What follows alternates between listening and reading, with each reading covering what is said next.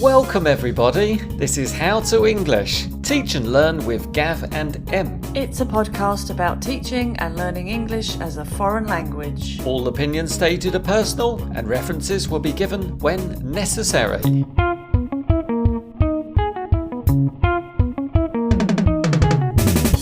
We're back. Hi. How you doing, Em? Very well, how are you? I am absolutely fine and I am so excited about today's episode. And why is that, Gav? Because we are talking about learning tools. What are learning tools, Gav? I asked myself the same question. I sat down and I thought, okay, episode 20, learning tools. What are learning tools? And I came up with a nice list of things that students and teachers can think about when preparing their lessons or their courses. Absolutely. We all need help. We all need to have some way to get to where we want to go, and tools are there for us to use. They're there to support us, to show us the way, and to motivate us too. They are indeed. So what's on your list, Gav? Well, I'll give you just a few of the highlights. For example, I've got a dictionary, which could be digital, it could be analog, we could be talking paper here. I've got translation apps, maybe a notebook. In fact, I am using a notebook right now. I can see that. Also, we could be thinking about flashcards. We've got course books, maybe a study plan, online quizzes. Of course, we've got TV, movies, podcasts, that kind of thing. There's an overwhelming amount of stuff out there, resources we can use. So I can see from a teacher and a student's point of view, it could be a little bit too much sometimes to deal with. So it's good to have tools, but don't make them the only thing you use. You should be using them to help you, not to hinder you. And that's why, I gave you a little mini task before today's episode, didn't I? Yes, you did. And what was that task, Em? You asked me to do a bit of research about study plans. Now that sounds very interesting and we will return to that later. But first, nearly every student has an app they go to on their phone to study, practice, revise, learn new language. Maintain. What do you mean by maintain, Em? Just to keep the level up so you're not losing what you've got. That's it. That's where your revision comes in because you need to repeat this stuff. Now, in my experience, and I have a bit, I've tried a few different apps and one that I always come back to is HelloTalk. Have you heard of HelloTalk, Em? Yes, Gav, I have. I have it on my phone. I use it quite often. Me too. What language are you learning at the moment, Em? I am trying to learn Czech. Ah, you're still working on your Czech, are you? And you, Gav, what's yours? I'm dabbling with French. Très bien. Merci. That's it. That's the end of my French. Good. I was so inspired by the app that I got in contact with HelloTalk, and I was lucky enough to get a reply from Timmons, who is their product marketing manager at HelloTalk, who has kindly recorded an introduction and description to the HelloTalk app that we are fortunate enough to be able to share with the followers of the show. Great. That's exciting. So for anyone who doesn't know HelloTalk, it's an online platform for anyone who wants to practice a foreign language with fluent speakers. HelloTalk is packed with innovative tools and useful features. Think of it as a little bit social media, a little bit chat room, a little bit news feed, all in one fantastic package. There's ways to contact people one-to-one. There's groups you can join. There are other links to vocabulary help and just endless amounts of resources. It's amazing because it's got mini lessons for all different levels as well. So whatever you're in the mood for, you will find something on this app. Anyway, better than us trying to describe it, let's get Timmons on to talk about the app. Hey Gav and Em, thanks for having me on the show. I'm Timmons, an aspiring polyglot and product marketer from the HelloTalk team.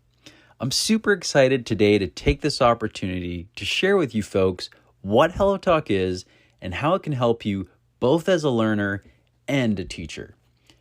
In a nutshell, HelloTalk is a language exchange platform. What is a language exchange, you may ask?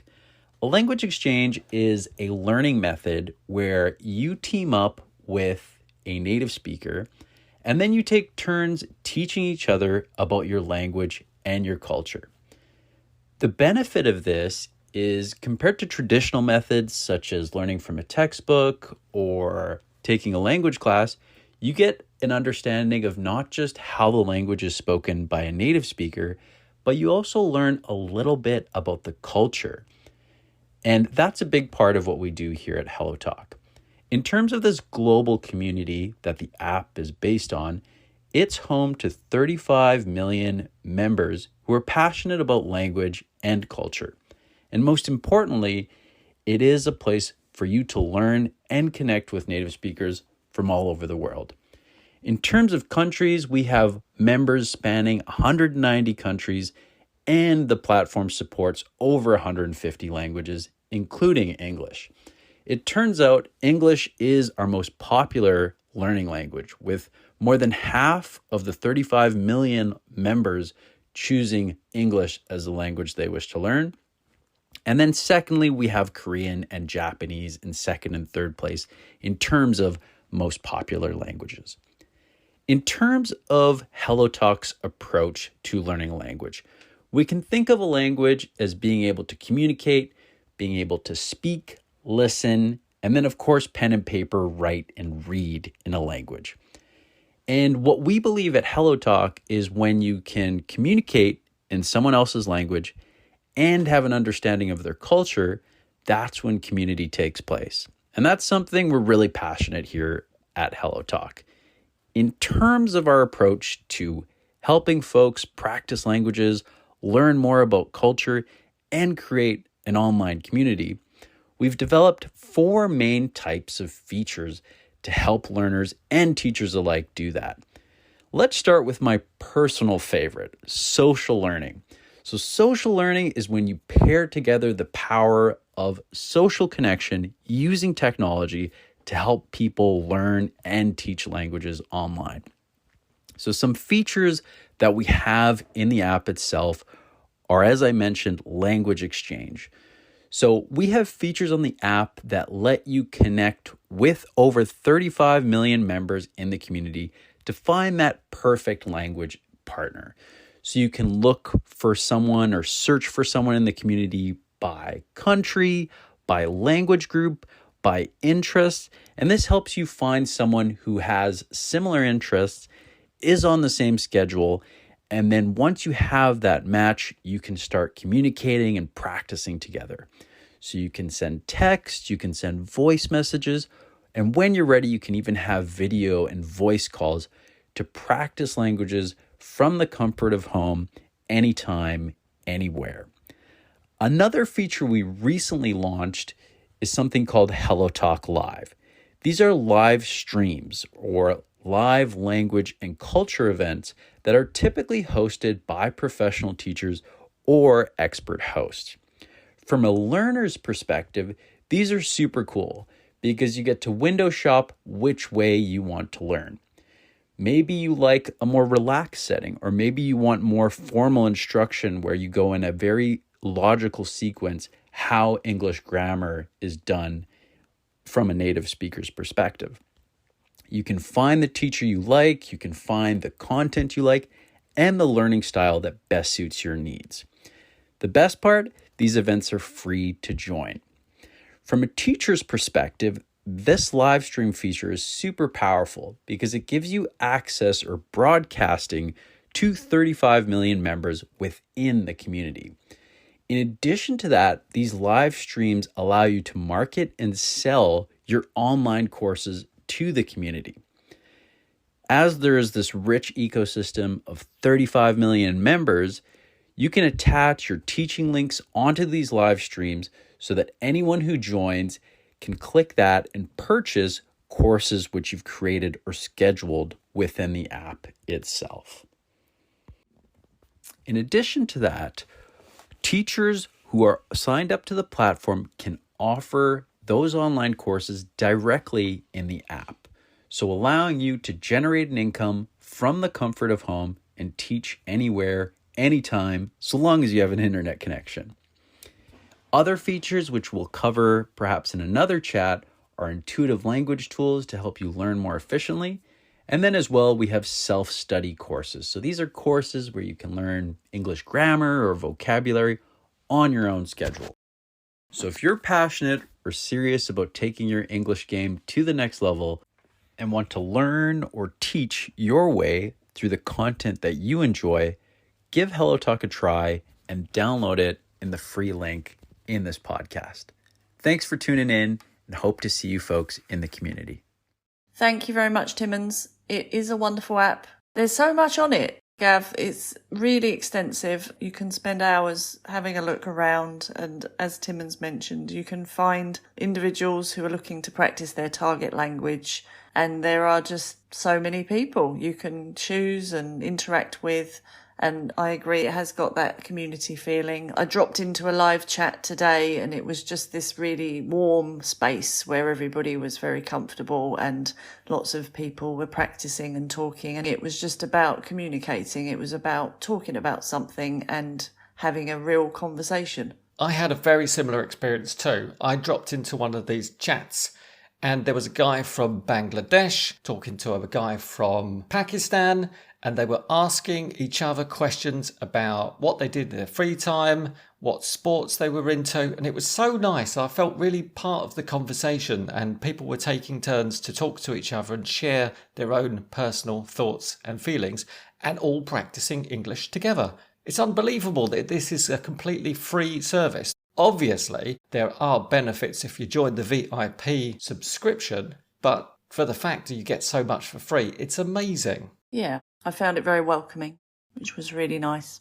So as Timmons mentioned, there are many different features that you can find on the app. There's Hello English you can go to if you're studying English, where there are mini audio lessons for different levels. They take about 10 minutes. So just think about structuring this into your study plan. Em, you're going to talk about that later. Yeah, all ready for it. And the app sends regular notifications to remind you to get back on there, study again, do some more revision, go and find some more partners to chat with. There's HelloTalk Amy, who you can interact with, who asks you to do some translations, asks you to explain some things, so that's really cool. And there's the Moments feature where you can upload photos, you can add some comments, or maybe tell people how your day is going, and people can give you some feedback and maybe help you if you make any errors.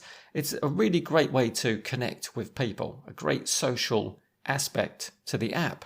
And during a conversation, you can use the translation function at any time, which will translate anything you're having trouble with into a easier to understand language for you. And it's amazing. It's happening in real time and it's a very good quality translation and it doesn't slow down the communication in any way. That's amazing. And you can save your translations. You can save any of your conversations and go back over them later and just make sure that you understood everything that happened in that chat. So there's like an online or virtual notebook function as well. So you can go back and revise and remember what you were talking about and check any errors, for example. That's it. We are big fans. I love what Timmons mentioned about teachers can create their own courses. So this is not just for students learning, although to be honest, teachers are still learners, Em. We're still learning. But we can also use this app as teachers to create a course to teach online using the app from, as Timmons said, the comfort of our own homes. And then those courses could be bought by students. Yeah, there are a lot of possibilities there, Gav.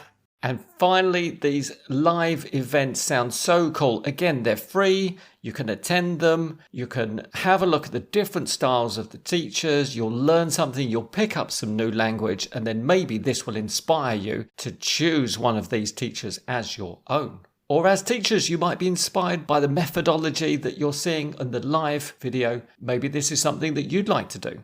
I'm definitely going to use this in my classroom. And then you could all download the app and have a good browse. That is true. So go ahead and download the app using the link in the show notes. No excuses. It's there ready for you. Just click on it and get the app. That's it. And let us know if you enjoy it as much as we do. We'd love to get your feedback on HelloTalk app. So out of all the apps out there, Gav, I think HelloTalk is one of the best ones. I think HelloTalk takes features from many different apps that we like and puts it all together into one. So on top of a good learning app, you might have a dictionary, because sometimes you just need to know what that word is. Sometimes, yeah. So if we're talking about this as a student on their own trying to learn a language, I would say, of course, yes, you need a dictionary. Don't become over-reliant on that dictionary, because it's hard to retain those very quickly looked up words that you just want to know the meaning, but you probably won't remember it when you come back to it an hour later or even a couple of days later. So I think choose your words wisely, if you know what I mean. No, I've got no idea what you're talking about. Pick ones that you really are stuck on. If you're reading a text, choose a word that is a blocking word that you just can't get past because you don't know what that word is. And if you don't know that word, you can't understand anything. And note that word down. Don't just look it up and then instantly forget it. Write it in your notebook. Write it in your notebook, your online notebook, your physical notebook, whatever you want. Just make sure you write it down and then you can come back to it another time and it will be a very useful word in the future. Yes, and maybe you will want to make some flashcards. Perfect segue. Yes, dictionary leads to flashcards, leads to memorization, leads to bigger vocabulary. And remember, flashcards should be fun, exciting, colourful, with pictures or sentences. Don't just, well, you can just put a word if you want to, but why not put a sentence in there? Maybe you want to translate it into your language. Maybe you want to draw a little picture of the thing to help you memorise that new word. And pronunciation to help you remember. That's very good. You might want to use IPA, the International Phonetic Alphabet, or maybe you've got your own way of writing the word so that you can remember the pronunciation. And as you get better at remembering the word, you can maybe remove some of those aids, maybe get rid of the pictures, get rid of the pronunciation, just have the word, see if you can remember it, or even just have a picture and see if you can remember the word. That's what a flashcard is, isn't it, Gav? I've just basically defined a flashcard. That is a beautiful definition, Em. Thank you. Word a day? So where's word of the day coming from, Gav? You mean an app that generates word of the day? You could have a random app or website or some other means of getting random words, but this might not be relevant. What you should do is perhaps open an article, listen to a podcast, watch a TV show, and just take one of the words that's new to you, write it down, say, okay, this is my word of the day. Make an example sentence, maybe send it to your study buddy. Do you remember what a study buddy is, Em? Yes, Gav. Study buddy is the person who helps you learn and motivates you to go to lessons perhaps, or just motivates you to use the language. And likewise, you do the same for them. And you're not going to let them down if you made an appointment to see them to practice your English for an hour or whatever language. Be there for your study buddy and they will be there for you, and exchange words of the day or sentences of the day. Keep in communication. Maybe you'll get a little group on your favourite chat app. Send words to each other, send example sentences to each other. Keep building the language. Try to make it relevant, which is something that I know you're really keen on, Em. Yeah, definitely. I think that is a key feature to any progress. Make it relevant and it will become memorable, and then your vocabulary will grow. And that's what we're all aiming for. You're absolutely right, Em. Of course, we mustn't overlook course books. I think if you're studying on your own, or maybe you're a teacher, maybe you're a new teacher, and you feel you need that extra support, course books are ideal. They take you from the beginning of the language and they will take you all the way to the very highest levels. All the support is in there. There are many different exercises, vocabulary, grammar, listening, writing. I love course books. They're great. And they're already on whatever edition, the 5th or 6th edition. So they've been revised and they've been tailored more and made more relevant. And people have worked really hard on them. So I really would encourage people to use them. They're fun, interesting topics usually. Definitely choose one that you like the look of. Usually the online stores let you look inside, have a look before you buy it. It gives you an idea online if you want to check out the website before you buy it and see if it's got the right sort of level for you, if it's topics you find interesting, if you like how the pictures look, whether it's diverse enough for you, whether it's a 21st century course book. Gav, remember last episode, 21st Century Teacher? I do, episode 19. That was a very, very interesting episode where we talked about diversifying. Does your course, class, experience, is it diverse and inclusive so that it represents all types of people in today's society? So books can be great, but make sure it's the right book for you. Have you ever used a course book as a learner, Em? Yes, I have, Gav. And what was your experience? Not that fun. The books were very limited and I basically had a choice of one book, which isn't a choice. So I just had one book to use and it was very wordy, no pictures, very dry, very stereotypical sentences that didn't apply to me. And I just got on with it, but there wasn't a lot of joy in the process. Oh, that's a pity. But you said these days there are so many course books and they are not the first edition, but maybe they've learnt from their mistakes of this dry, boring, old-fashioned way of learning. So course books are getting a thumbs up from Gav and Em. Definitely. So I'd like us to talk about study plans or schedules that students can make, Em. What can you tell us about that? This has been something I've been thinking about for a very, very long time because we always say it, don't we? We've talked about it before. We've talked to other teachers about it and we've always said, yes, it's really important to have a study plan and everybody accepts that. And I think all students know that too. I'm just putting my hand up here, Em. I have a confession. What's your confession, Gav? Well, I, as a learner, haven't used a study plan before. Why not? Because I'm more of a holistic learner. I might find a recording here, a video there, an article there, and I just kind of learn organically. Well, I don't want to be offensive, but how is your second language coming with that method you've adopted? I think I'm on my 5th second language, and they're still all very basic. So there's a clue. Are you telling me that my methods aren't working? Yes, Gav. Yes, I am. I think that does work, but it will only give you the basics, maybe, your holistic approach. And maybe some people will learn an entire language on that method, but it's unlikely. And really, if you want to learn something well, you have to put the time in and you have to put the planning in. And I don't mean just putting the word English into your Outlook calendar, like for 1 hour per week. That is not a study plan. So don't start thinking that that's going to work. That was exactly what I was thinking. I just put English on my study plan for, well, maybe not English, but the language that I want to learn into my Outlook calendar, 1 hour a week. It sounds pretty reasonable. That is not how to do it. So I think I'm going to learn a lot from this. firstly, and if we could use you as the guinea pig, if you don't mind. Of course you can. Please go ahead. So we have to really, before we even get near a calendar, we need to start thinking about what kind of learner you are. Do we need to set our objectives? Not yet. No, we're not there yet. We need to think about what kind of learner you are. What is your learning style? What do Slow.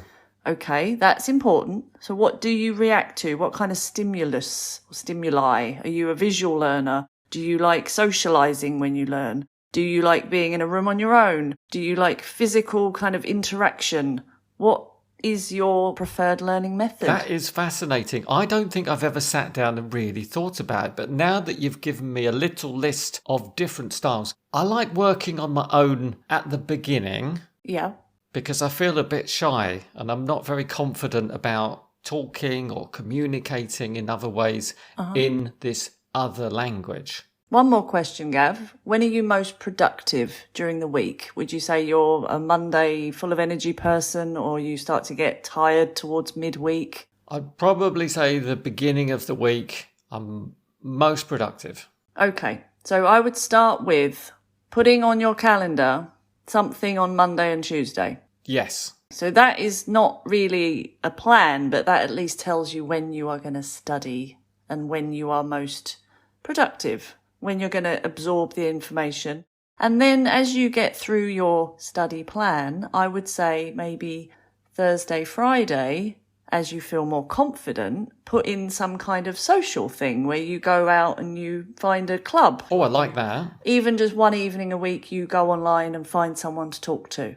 Like HelloTalk, for example. You could find a partner and then you've got that other person to interact with once you've got your feet firmly on the ground. How do you feel about that? I feel good about that. So, this is still not enough to have 2 blocks on Monday, Tuesday that just is to learn my language on Monday, Tuesday. It's not enough. You've got to break it down. So break it down into what are we talking about, Gav, for languages? Speaking, listening, writing and reading. And possibly vocabulary and grammar could be an umbrella title. Mm-hmm. So then you have to think, well, which one of those is the most important, or which one would you like to develop the most? Let's say speaking. That usually is what my students say. They want to develop their speaking and fluency skills. Yeah, not enough just to put English speaking on Monday. You have to then break that down. So do you want to focus on phrases, pronunciation, intonation, fluency? So which one of those skills do you want to focus on? What were my options again? Phrases, pronunciation, intonation, conversation, fluency. Phrases. Phrases. So then Monday, 1 hour phrases.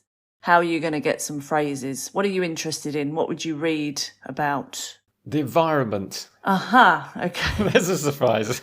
So you might want to read an article on global heating or the climate crisis. Highlight some phrases from that article. And this you put into your study plan. You put what you're going to do, how you're going to do it, and what that's going to get you. That's very specific. Let me just summarise that. So I've decided that on Monday, for 1 hour, I will read an article and copy some of the phrases that I get from that article into my notebook. Exactly. Oh, that is so specific. I really feel that I'm learning already. And then maybe when you've memorised those phrases, you go on to HelloTalk and you ask someone, hey guys, who wants to talk about the environment because I've got some phrases? Exactly. Well, not even I've got some phrases, but you keep those phrases up your sleeve and you use them when they're ready to be used. That is wonderful. Em, I also say this to my students. Why don't you read an article before the lesson,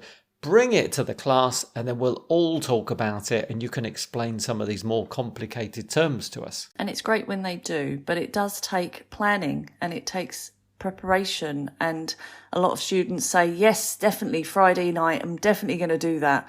And then they don't do it. And then they have their lesson on Monday and they've just forgotten, or they say, oh, I'm sorry, I was too tired. So it has to be in there to do in your schedule. And for some people, we don't even use online schedules. So I would definitely recommend finding a calendar, using it. You've got Google Calendar, Outlook. There's one called Trello, which I haven't used, but I've heard is very good. Just start to get a bit more of a routine when it comes to your studying. And be flexible, because this is your calendar, this is your study plan, so you don't have to keep going with it if it's not working. If you find actually you're not that energetic Monday, change it to Wednesday. See if it helps. See if it changes your mood, if you feel a bit better about it. You have to really analyse yourself as well, and you have to think about what kind of breaks you need, what kind of environment you need to learn in. Are you maybe going to respond well to the Pomodoro technique? Have we talked about this one before? Pomodoro, is that something to do with tomatoes? Yeah, I think it was something with an egg timer in the shape of a tomato. Ah. So it's about learning very intensively for 25 minutes, having a 5 or 10 minute break, and then doing that again, I think up to 4 times.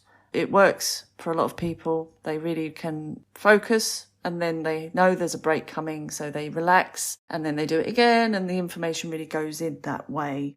So just to sum up, I think you have to know yourself. And you can only know yourself once you've tried some variations on this study plan. Yeah. Well, once you've tried it, you definitely will know. But even before you plan it, think about how you live, what kind of lifestyle you have. If you're somebody who has a short attention span, then don't put an hour for study time, put 10 minutes for study time. If, on the other hand, you need a lot of time to digest things, you might need to give yourself an hour and a half. So if you know that about yourself, then that's really important. And other commitments are important too. Don't cancel your yoga class on Monday in order to read an article about global crisis. That's not going to work either, because you're going to resent English for interrupting yoga. That's it. Don't resent English. No, English is your friend. We all like it. So be prepared to change if it doesn't work for you, or if you find it very stressful. Study buddy, Gav, as you said, really important, that study buddy. And if that study buddy is on your schedule, in your study plan, you're more likely to meet up, and it's a social thing as well as a learning thing. They don't have to be real people, but they have to be virtually real. All right, that's weird. They are real, aren't they? Yeah, I mean, you don't have to go to an actual cafe. You could just log on to HelloTalk and see if your friends are there. That's true. Most of these tips are from a website made by David Buckley, and we'll put a link to his website in the show notes. And if you follow the stages, it's quite a long page. Maybe one afternoon or one morning when you're feeling alert and ready, work your way down the page, because it is basically a tutorial on how to write a study plan. And he talks you through it, and he says, right, this is what you need to do. And then he says, now do it. Now it's your turn. Wow. So then you can actually make notes as you're reading this article. And at the end of it, you will have a plan. So students could do that, or maybe a teacher could do that for their class and just simplify some of David's stages of making a study plan. That's it. It's all very logical, and it's all in the perfect order. You just have to go through each part. But that, I think, Gav, is a very good point, because we all say at the beginning of a course as teachers, make a study plan, and maybe students think, I'm going to make a study plan. And it is just one of these phrases we throw out there. But what is it actually? What does it mean? And so many times it really does just turn up as English on 1 hour a week, and it doesn't work. Well, now I really know what it means, and I really can use a study plan to learn a language. And think about your goals and your deadlines. You've got to make deadlines, like you said, about this, just picking things out whenever you feel like it. There's no real target there. You need an end date. You need to say, within 3 weeks, I want to be able to have an online conversation in my target language with another person. Exactly. Or I want to watch a new episode of my favourite TV programme without the subtitles. So I really need to prepare and get myself ready for this. Sounds fun. So set yourself goals, know your objectives, follow the plan, and that was really, really useful. And Gav, this reminds me of a really nice quote that I saw on my LinkedIn feed the other day, and it was by Nick Peachy, who is a director of pedagogy. And he said, in a good language lesson, students should learn something about the language, something about the world, and something about themselves. That's wonderful. I like that. And we should remember that when we're studying. We should think, are we learning something about the language? Of course, that's probably a yes. But are we learning something about the world? Are we learning something about ourselves? I hope so. I hope my students are learning something about the world and themselves in the world. It's just nice to remember that. When you asked me about the book I remember using, that was not there. That was not something I was learning about the world or myself. It was just the language, and it wasn't fun. So it was cold and dry, which is not the world that we're living in, which is vibrant and colourful and fun and interesting. And when you're with your study buddy, I think that is the feeling you have. It's that interaction, and it's that thing of, I am alive and this is great and I'm communicating. It's lovely. I'm alive! So to remind the followers, whether they are listening on Apple Podcasts, Spotify, or any of the other wonderful podcast hosts out there, whether they're watching on YouTube and reading the transcription, they can see the words I am saying right now, or if they're reading the transcription on our website. All of these links you can find in the show notes. Just to remind everybody, take a look at HelloTalk, use our link in our show notes, and let us know what you think and become part of this 35 million people community of learners and teachers where everybody is welcome. And good luck with your learning and teaching. Good luck, everyone. Em, it's been a pleasure as usual. Same here, Gav. I look forward to seeing you next time on Gav and Em's How to English Teach and Learn with Gav and Em. See you there. Bye.